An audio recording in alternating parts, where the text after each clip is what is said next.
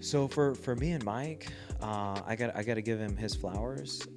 For those that don't know, we started together in 2015, and we were the business. What I mean by that, we were working in the business, not on the business back then. I was doing customer service, I was doing graphics, I was doing web design, I was doing multiple hats, but it's evolved. So I've built multiple seven-figure businesses, and in 2017 me and my brother actually transitioned away from Mike and we separated. Mike went and built Limelight, while me and Nick went and built these other educational platforms, and we did pretty well. We popped off. But long story short, I always thought it's very simple to go and start an offer, start a business. Right. This game's not that hard, but like my goals are not just drive a Lamborghini. So what are your goals? Dude, billionaire, fucking Let's go. 10 million in cars, like 100 million in real estate, Wow. generational wealth, like my name passed on through fucking decades of education. Welcome to another episode here of the Trailblazers Talk podcast. I'm your host, Joseph Ortega, and this episode's special. I got the homies who are disrupting an industry coming from San Diego. These guys are inspirational. This gentleman here has made more money than most people his age and has built legacy through so many different people and people you may even know. This guy came from Selma, California, from a farm town, from literally nothing to being a multi-millionaire impacting the lives of many people all over the world. I got Jon Pena here, the CEO What up? What of up? Limelight Media in Man, the building. What's up, man? That was a fire intro. Appreciate that. That was like off top. Yo, we got to do a fit check real quick. Okay, you want to do a fit Before check real quick? You feel you know, came in here dripping. For me, I've been into fashion for a minute, so I like mixing high quality brands with like some low key brands. So we got the Louis Vuitton trainers. Damn, how much are those? Like 1,200, 1,300. Okay. Louis Vuitton jacket. Fun fact, Quavo has the same jacket. This is Damn. probably $4,000, 3,500, 4,000. Damn. And then Louis Vuitton bracelets. We had our team rings, Rolex, and then Drake's Nocta, his Nike brand. And the pants are Abercrombie. Damn, okay. Like 50. $60, $50? 50, $60. Yeah, yeah. So you wearing like a 10K outfit? Yeah, and then the Johnny Dang, shout out to Johnny Dang. Johnny For the Dang chain, the grill, yeah. So, I mean, the grill was 10, chain was like 25, so Okay. something like. I Fire. gotta get my shit together though. Why do you dress this way? It's expression, and for me, I've always been into clothing and fashion, which is why like I admire what you do. And I went to school for apparel design. Did you? Yeah, Like fit 'em? Yeah, SF State. Dang. So in high school, I got into graphic design, Illustrator. I've always been into art and drawing. Okay. And every class, every year I had to take an art class. So when I was a junior, my homie, Raul, shout out to Raul, was like, yo, you got swag, you got the drawing, you got a little bit of the talent. Let's start a clothing brand together. So I did that when I was a junior in high school. And it didn't take off to anything crazy, but still, selling like a couple hundred T-shirts a year as just a kid in high school. But that kind of kicked it off. And I always wanted to be like the next, Diamond Supply Co. type shit like that. But Are those dreams still relevant today? I'd say no. I don't want to have my own brand because in college I took a sewing class and I was like, dude, fuck this. Yeah, like, fuck it. but I fucked up though. I didn't look up how much, fashion, like pattern makers, how much they made. And the universe aligned at that same time because when I was reconsidering what I was doing, my brother called me, who was working at Grant Cardone's at the time. Oh, damn. And had just then linked up with Mike and was like, bro, we're starting this business. This is in 2015. And I want you to be a part of it because he knew I had like the art and I could do Photoshop, Illustrator. So it was a marketing company and he wanted me to join. So I was like, okay, cool. 2 questions. 1, could I always go back to school if I were to drop out right now? The answer is yes. I could go back right now if I wanted to and finish my degree. The other question was, would I have an opportunity to work with Nick, my brother, and Mike and start this, business venture? And I said, damn, this will pass by if I don't take it. So I was like, bro, fuck it. Like, dropped out of school. 2015? This was in 2015. Okay. Yeah. So dropped out of school and was like an intern almost in the beginning for Mike and my brother. And we were doing like small time projects, but then the projects start to get bigger and bigger and bigger. What I mean by that, like bigger names.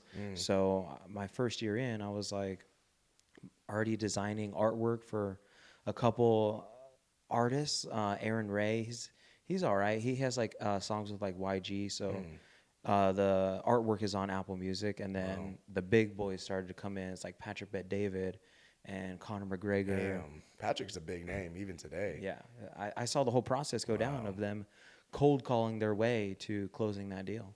And So not even paid ads, just straight calling. no, like Mike fucking in some shades, in a suit, shadow boxing, talking to Mario, who is Patrick's right-hand man, and working their way down to close that deal. Wow. So it's pretty crazy just how everything began, you know? And a lot of people back home, my hometown, Selma, they see where I'm at now, but I've been grinding, bro, for a minute, 10 years, over 10 years. To be where you are today, it doesn't happen overnight. Oh, that's And I think people see that, though. They go, man, y'all are killing it, all the success, but they don't see the backstory. Oh, no, they don't see the late nights, the struggles, and the sacrifices that came with. What are some sacrifices that you had to? I mean, family, time, you know, having fun. I didn't have any money. So How old are you right now? I'm 30 right now. Okay, we're the same age. Yeah, so dirty 30, just turned 30 in late August. And it was always something where I knew I would be successful. I was just trying to figure out how. I knew it would happen no matter what. Even if I was still grinding, I'd still be flipping the pages of whatever book I'm reading to figure out, okay, what are the answers for me to get the success? That's good. In today's world, it's so much easier to get information than 2015, 10 years ago. That's a bar. Like you couldn't just go online and say, hey, ChatGPT, how do I make $1 million through e-commerce? It didn't exist.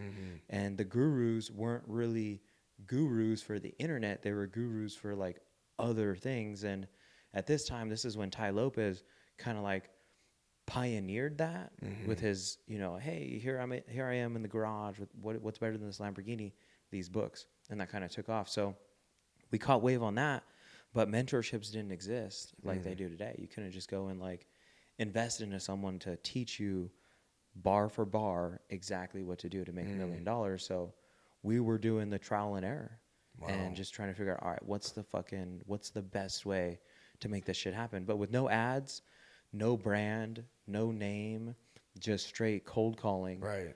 I mean, bro, these guys, our team, we did $1 million still our first year. Man, that's lit. You know, one of the things I admire about you guys is you guys build a powerhouse. Yeah. You build a team. So many entrepreneurs try to go at it by themselves, and then it takes them a long time to do what you guys could do in a week. Like most people can't even do $100,000 in a day. You guys are doing $100,000 a day. Yeah. Most people can't even do that in a year. It's wild, man. I mean, everything's built off a foundation, you know, and could we dwindle down to a smaller team? Yes, but it would just be regressing the work that we've built for so many years. Like I don't do payroll. I don't do the interviews. I don't do sales calls. I don't do appointment setting. I'm working with Mike on the higher level shit. And I'm working with Mike to solve bigger problems so that we know and understand, okay, we're doing 15, 20 million. Remote. How the fuck do we get to 100 million? Right. How do we get to $1 billion? Right.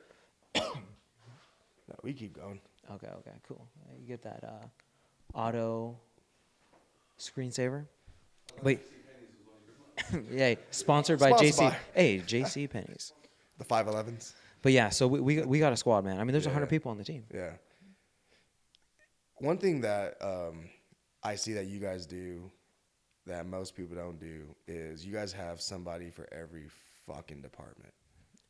Like, literally the amount everything. of people in your guys' staff is inspiring because it shows that you guys have, it takes so much discipline to go, I'm going to leverage this here. I'm going to leverage this here. I'm not going to do this. I'm just going to do this. Because most people go, I'm going to do everything to save money. Yep. Or they can't trust people, or they just don't understand delegation.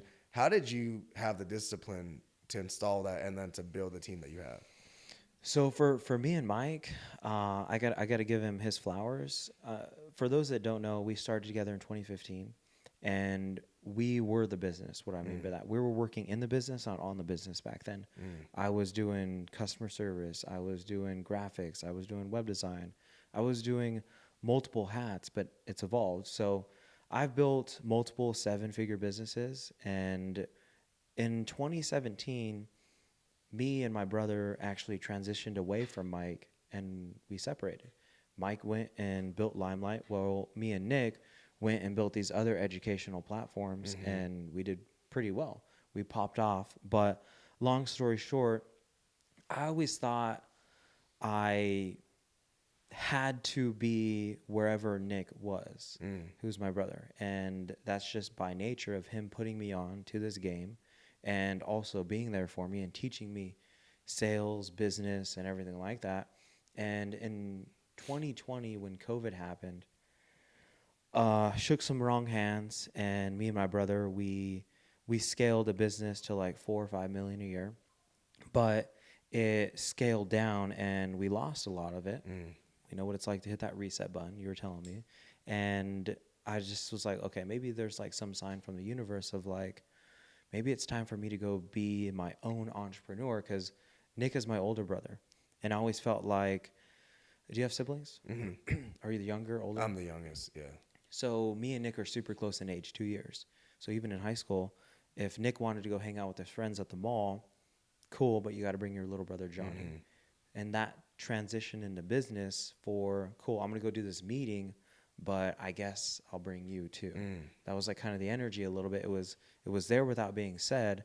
So I was like, okay, maybe I'm holding him back, and maybe in a weird way he's holding me back too. So like, fuck it. Like, I'm going to go break off with my brother, which is one of the hardest things I've ever did. And I went and did my own thing, and I actually went to go sell timeshare here In 2020? in 2021. Wow. In Vegas. That's how I met CJ. Oh, that's right. Yeah, the Your boy. timeshare business. Yeah, so I basically got my black belt in sales there. I always knew how to sell throughout the years. I didn't always know, but like I was good in 2021. I knew how to do sales, but I learned how to really do it at a high level. I mean, timeshare, there's probably young people watching, but like that is not sexy to sell during COVID season. It's really hard. Right. But I got deals. Wow. And that gave me the confidence to be like, bro, I'll close any motherfucker in the room. I know what to do. So at that same time, I didn't like timeshare because, I mean, bro, that's not like my end all be all. It was a vehicle to kind of like catapult me to the next direction, the next journey. And I've always kept in communication with Mike, whether it be a happy birthday or a happy Christmas or Merry Christmas, Thanksgiving. We always kept a line. And I saw that Mike was getting a Lambo. And for us, that was the dream, you know what I mean? I have my vision board still that I made in 2015, and on there is a fucking Lamborghini. Wow. So I was like, damn, scratching my head like, bro, I'm over here selling fucking timeshare, and my boy just got a Lambo. I need to get my shit together. And what was that type of motivation that you had? Like, I've always had that motivation, but it was just like more reassurance to keep going. Because, I mean, this is 2021. I started the business with Mike and Nick in 2015, but add 2 more years because I did network marketing. So go from 2013 to 2021, like that's a good 7-8 years in the game, and I'm still clicking buttons trying to figure this shit out. Wow. Like, how do I make money, right? How do I make good money for a long time? Because I've had success, right? But seeing Mike do that was like, damn, I'm proud of my bro, and I want nothing more. And I know his energy of like, all right, I'm going to go get more. And I wanted to be a part of that. So I hit Mike. I was dripping. He was already doing $250K, $300K a month, which is really good. And I was like, bro, let me just do a sales meeting for your squad. I do that. Let me go run a team. I'll start my own team underneath you. I was reaching because I wanted to be connected to power again. So he already had a whole infrastructure. And this goes to your question of like, how did you guys get all that started? Well, I mean, Mike built it out with one of our consultants and all the hat write-ups, all the SOPs. and there was a flame that was already on. And what I did was throw a little bit of my, fuel to it, and that shit grew.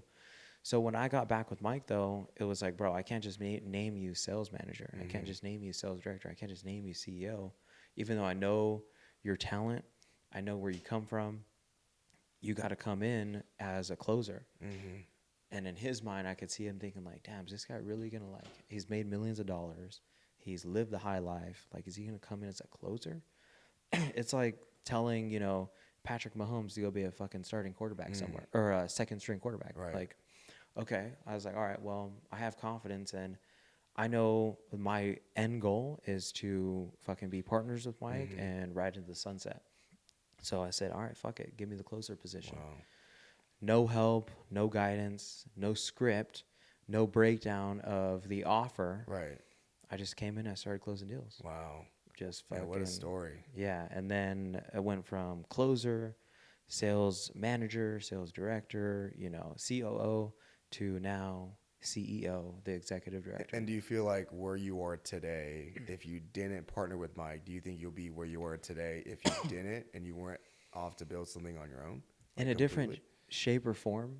And I think that maybe it would have took a little longer. Yeah. Because I want to touch on that because, like, Rich Nerd here, him and I are kind of like you and Mike. We build shit together. Yeah. Like, I can't do things without him, and I think it's like vice versa. I think a lot of entrepreneurs don't realize that they could go faster and farther when they're around the right people or in partnership. Yeah, that's everything. You just can't go by yourself. And if you fail, I tell people this all the time. I want to ask you this. Do you feel that working with Mike or being around him has accelerated your success? Oh, absolutely. Yeah. I would, if it wasn't Mike, I would have found a different person, obviously, but my heart was calling to go back. Wow. And it's a big thing to where I know it's very simple to go and start an offer, start a business. Right. This game's not that hard, but like my goals are not just drive a Lamborghini. So what are your goals? Dude, billionaire, fucking Let's go. 10 million in cars, like 100 million in real estate, Wow. generational wealth, like my name passed on through fucking decades of education and alongside, like, I mean, I haven't even talked to Mike about this, but like, we'll probably be buried together. Like, I'm gonna be next to him in the grave. Like, Wow. It's that type of energy. That's legacy right there. No, for real. And I just know it's the Avengers here. Wow. And I would send him, he probably remembers, but I would send him like gifts of like Justice League and the Avengers of like, bro, let's go really fucking take over the world.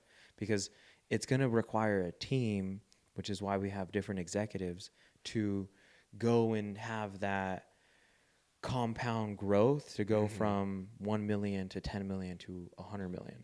Wow. You could do it alone, but like, I mean, why not just plug in with people who are also amazing, have the skill sets, and it's only going to happen faster. No, The only reason you 100%. wouldn't is because you don't fucking trust them. Right. Which is something where you got to figure out that lane, Right. No. building trust with people. Facts.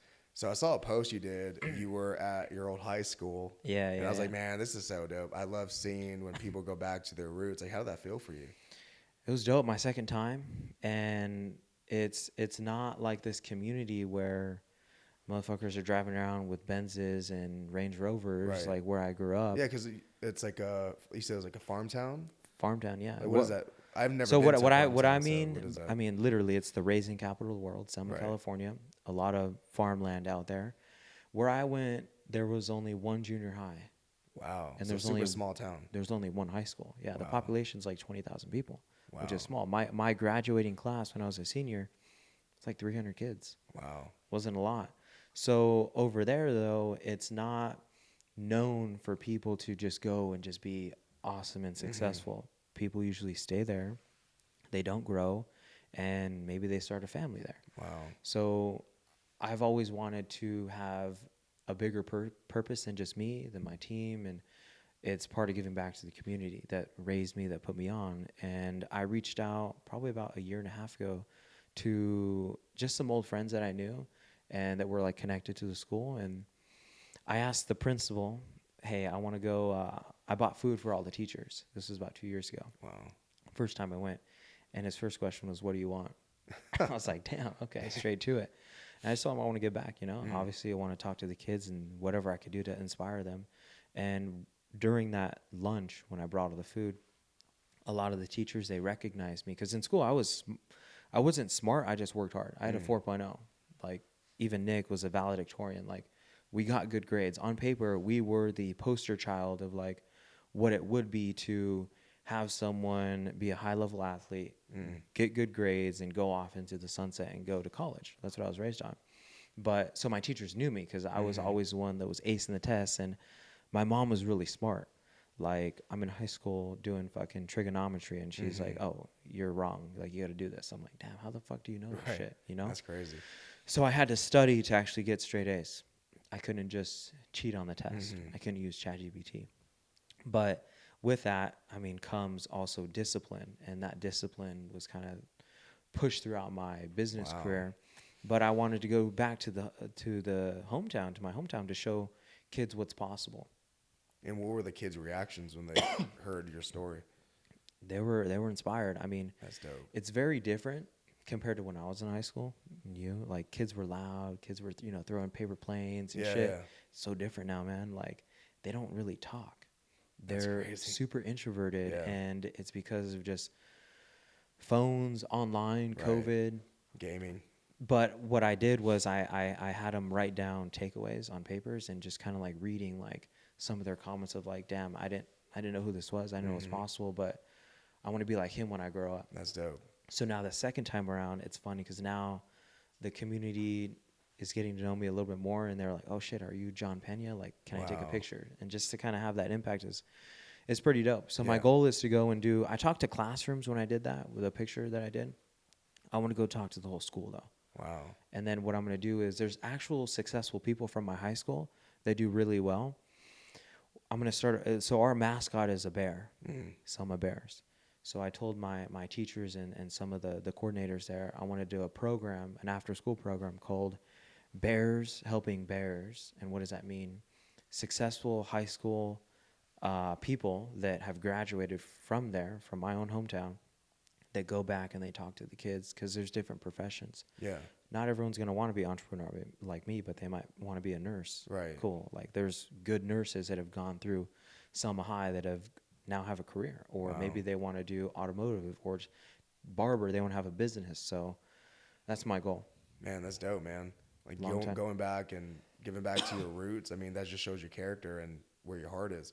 No, I think that's sure. important because a lot of people lose sight on what you could actually do. It's not just about the money. The money's great, but what can you do for the roots? I mean, It's influence. that story right there is dope, man. Yeah, it's influence, So there's a lot of like the younger kids, it's all programming. When I was young, my parents would tell me like, you're a champion, like you're successful, you're great, you're handsome. And so did your parents always like support you and build you up positively? yes, but when we did the entrepreneurship, my mom didn't support it. And that was where you guys said, what do you sacrifice? I said, family. When we dropped out of college, my parents didn't talk to us for a good amount of time.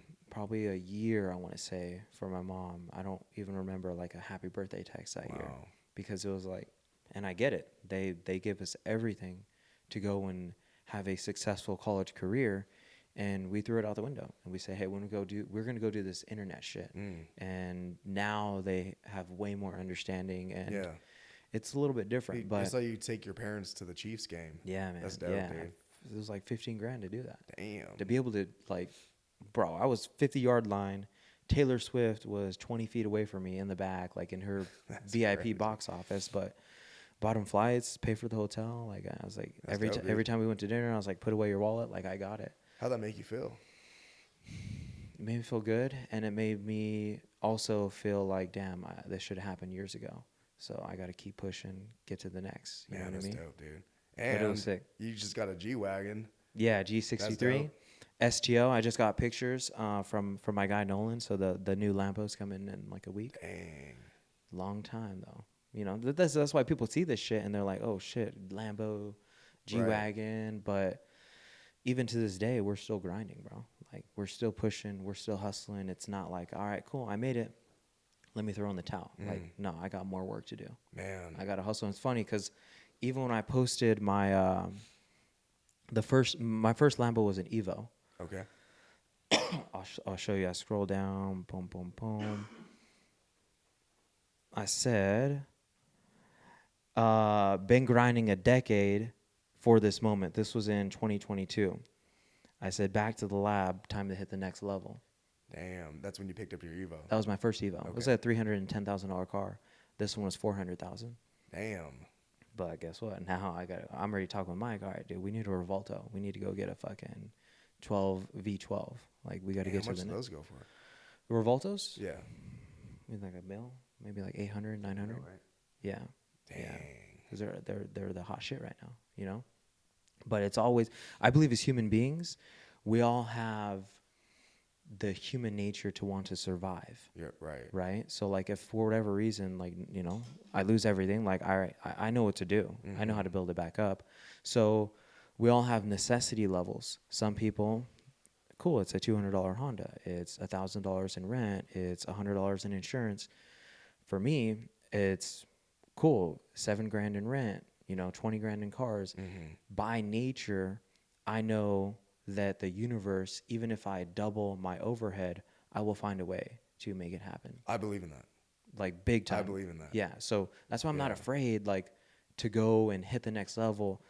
I want to, because it's just gonna force me to push my income to the next level. On I think it was the last pod I did with Mike. Mike was saying that you got to create your own pressure. Yeah. So like, that was a bar. Yeah. Is that kind of the same mindset you have too? It is, yeah. You know, it's like, cool. We're all taking risks every single day. They're just at different scales. Yeah. Some guy's taking a risk to not going to work and not get paid. Right. And maybe that's going to affect his rent. I'm trying to take, you know, $1 million risks. Wow. Because, cool, I bet you Elon Musk, billionaire, is probably looking at a piece of paper right now deciding, cool, should I spend 10 million on this? Right. Or more. Yeah, or more. And I'm like, cool, I'm trying to decide, all right, well, 100 grand, you know, for a down payment, like, cool, I need to figure out a way to where I'm looking at a piece of paper where it's like, wow, you got to put $1 million down for a Bugatti. Wow. That's the type of pressure do you feel like, I'm just curious, like, with the clothes you wear, the cars you drive, do you feel like that energy attracts more of it? Versus if you didn't have any, if you were to wear just basic H&M and you drive a basic Honda. I mean, in the game we're in, yes. If I was a brain surgeon fucking making $1 million a year, I wouldn't need to, right? But because that's kind of fixed. That's like a fixed thing. Yeah, you know, I can't say it's guaranteed for a brain surgeon, but yeah, like, I mean, it's stable, right? For what we do, it's all about getting attention. And, you know, for businesses that succeed and don't succeed, the difference is, one, traffic. The ability to traffic exists. Russell Brunson talks about this, and Mike talks about it. Traffic already exists. You have to just be able to get in front of it. It's a bar. So it's how the fuck do you get in front of traffic? And then number two, this is where we're so cold, is converting traffic. Why are there so many social media influencers out there with 1 million views, 5 million followers, whatever, but they're still broke? Wow. They don't know how to convert traffic. So we're really good at getting in front of traffic. And when I say we, are really Mike. Like, I'm not the face of the brand. It's Mike, and I'm cool with that. I'm catching drift on where Mike is going, but it's still giving me some notary, you know, like I people walk around. I was at the mall and guys like, hey, are you John? You're the guy in Mike's videos. I'm like, yeah, hell yeah. It's fucking dope to see. Yeah. But Mike is really good at getting attention. Everything is tactic. You think when we walk into the F1 event, Formula One, and Mike is barking, growling, like he's getting attention. Like, literally, you know? But guess what? Homie sees, he hears a bark afar, turns, sees Mike in Louis Vuitton, sees two guys with cameras and entourage. And guess what? People start to murmur. They start to chatter. Hey, literally, like, what happened at the valet? The guy's like, who is that? Right. It's like, fuck, that's Mike Barron. Right. Boom. Goes to search Mike Barron, turns into a follow, turns into a like, turns into a comment. 6 months, it might turn into, hey, I've been following you. Right. What do you do? And then that turns into a $10,000 fucking student, right? That we help though. Right. So That's amazing. it's traffic and it's converting traffic. Man, that's so dope. We're cold at that. Man, you guys are definitely one of the very few doing this right. Oh yeah, we're legit too. Yeah. Like this is not a front. Like I don't have just one Louis Vuitton jacket that I wear once a month and I take a picture. Like, bro, we're going to a Louis Vuitton show. They invited us. Damn. We're one of 3 in the entire West Coast. Yeah. Damn. Because we've spent so much fucking money. Our podcast room, we got a $50,000 trunk. I saw that. Yeah. And people are like, "Why would you?" We're getting attention. Yeah. Like that's what we're doing. You know what I mean? So we're just working on that next level of attention, next level of growth, because by nature, what it's going to do, it's going to give us more leads and it's going to turn into more business. Wow. But I mean, even with that, like, bro, the delivery is fucking A1, bro. Like we got a man on, I was going to say young man, but Ruli's fucking 40. Ruli came to us 2 years ago doing construction, making good money, but he wanted to get out of the physical labor type of joint. And now Ruli makes 50, 60 grand a month. Wow. Closing deals. That's dope. Like, that's why we do what we do. Because you see lives being changed right in front of you. Oh, fuck yeah. Yeah.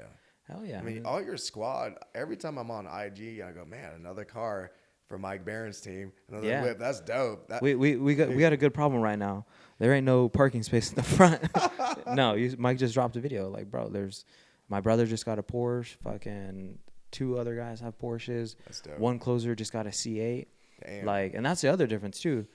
Homies pull up. We met some cool people last night, but they're the only people winning from their team. Yeah. Cool. Show me your squad. Our squad's winning too. You know, I could say, and I won't say names, but there are names that are big in the industry, and their whole team is suffering. The only person winning is the face of the brand. Yeah, that's their not whole good, team. man. I'm talking their COO, everyone under them, they're suffering. Yeah, it's not good. You got to take care of your people. Yeah, that's because if you don't, they'll leave. That's a fact. Like, I mean, you want to hold this 100-person team, 200-person team, like, you're going to need to take care of them. Yeah. You're going to need to show them, like, cool, I can help you get to here, but you need to do X, Y, and Z so that they get that. Yeah. And if it's more than just, though, coaching, it's treating them like actual family. Right. I'm talking with Mike. I'm like, bro, Thanksgiving's coming up. We got a lot of people who flew in to be on our team that are from all parts of the country and all parts of the world, and we're over here like, we got wives. I got a kid, and I'm like, honey, I know you want to do Thanksgiving just us, but I got a sweet young lady here who came from fucking Florida, who's alone. We're gonna put food on her plate, and she's gonna come to our house for Thanksgiving. That's dope. And we're doing this. I mean, we're probably gonna have like 20 people at the house. We'll figure it out. Dope. But you want to take care of your people. You guys really treat your business like a family. You have to, bro. Yeah. It's culture. Culture, yeah. Culture. Everything is about the culture. Yeah, that's admirable, man. Yeah, it's big. It's big. Man, we could go on and on. We're definitely got to do a part 2. One question I want to ask you as we wrap this up is there any book that has made a big impact in your life? Yeah, so one of the first books when I got into network marketing, they're really big on personal development. That's what unlocked the doors for me, is Vima. Alex Morton was like fucking the GOAT back then, even in 2013. But a mentor, someone from just my upline in network marketing, told me I needed to learn about the law of attraction. So I saw the movie The Secret. I'm sure a lot of people have seen it. This is basically The Secret, but in book form. And it's called, it's by Jack Canfield, The Key to Living the Law of Attraction. Very simple read, but bro, if you treat each word like it's $1 million, bro, it could turn into a fucking $1 million for you. So I gotta read that book. It's a good one. Audible, read it, whatever it might be. Yeah, I see you got one right here. Is it the Bible? That's Think and Grow Rich. Oh, Think and Grow Rich. I was like, okay. That's one too. Editions. That's an OG one. Yeah. So yeah, The Key to Living the Law of Attraction. That's a big one. Dope, man. That's a big one. Yeah. Well, John, I appreciate you being on the show. I know you guys got to smash out today. Yeah. I'll be back. One question I always wrap up the show with, God forbid anything happening to you, but if you were to be wiped out of existence, no trace of you, except for a piece of paper with one line framed in the Hall of Trailblazers for the rest of eternity, what would be on that piece of paper? comfort is the enemy of achievement. Damn. And why? Because a lot of people that we've helped put on throughout our years, they get the Rolex, they get the Lambo, and they stop operating with that same hustle that they did to get that goal, to get that tangible thing. That's good. And I'm never satisfied. We'll have the biggest day. You know, my team, they don't like this, but we'll have like 100K day, and I'm like, all right, cool. Like, what are we gonna do tomorrow? Like, and that's a good / bad thing. But for me, I'm already thinking about. I don't even have the keys to my Lambo yet, but I'm already thinking about the next car because I'm never gonna be satisfied. You know, Christian Guzman, he has that quote too. He's a big entrepreneur out in Texas, fitness, proud but never satisfied. So I'm proud of what I've done, but I'm always going to look for how can I improve? How can I get better? And Mike has the same energy, and that's why we're fucking like, when you got iron sharpens iron, and we're going to keep fucking pushing, keep hustling, and that is something that I would say is really, really important. And if I were to give like a piece of advice is, you got to know, like, you want to jump in this game. For those that are watching, you got to have a fucking why. You have to have a purpose. Like, if your purpose is the Louis Vuitton, if your purpose is the car, the diamonds, you're not going to make it. Or you might make it, but just touch that piece of happiness and then it goes away. You have to have a purpose. So my purpose is responsibility. So I believe every person in this planet has responsibility. A 5-year-old baby is responsible to not draw on the fucking wall with crayons. Right. A 11-year-old, now they have responsibility of homework. Maybe it's sports. You turn 18, you have responsibility to pay rent if you move out. Right. You got college. And as a grown man, maybe you get married. Your responsibility is now your wife. You have a son, a daughter. Your responsibility is your family. I think most people shy away from responsibility, right? So for me, I see responsibility as a good thing because it means I have more impact. So as an appointment setter, your responsibility is your leads. Set the appointment, make sure they show. As a closer, now you have responsibility for your deals being closed, but also you got to make sure your appointment setters win because you're responsible for them. Sales manager, they're responsible for the closers. They're responsible for the setters. The sales and marketing director, they're responsible for the sales manager. Now they're also responsible for the marketing. So now I'm like, all right, I'm CEO. I'm responsible for 100 people. My hometown, there's 2,000 kids. I want to take responsibility for those kids and show them what's right. And I think like Elon Musk fucking wakes up and what is he responsible for? Getting humans to Mars. I think he has that mindset because he's right next to Trump. I mean, that's a huge responsibility to go straight into politics. He doesn't have to do that. Of course. So if I want to be a billionaire, I have to increase my responsibility. Man, so that's a bar. That's what I'm on. That's a bar. That's how we wrap up this pod. Let's go. I tell you all this all the time. Everyone that's been loyal, and I appreciate you guys subscribing to this podcast. But hit that subscribe button if you haven't yet. Get into proximity with people like Jon. When you're around people like him, your responsibility grows. I mean, you just hear it from the man. Follow him, connect with him. All his links would be right under this show or wherever you're listening on, would be right underneath. Bro, I appreciate you, man. Thanks. I appreciate you having me on. Yes, sir. Peace. Boom.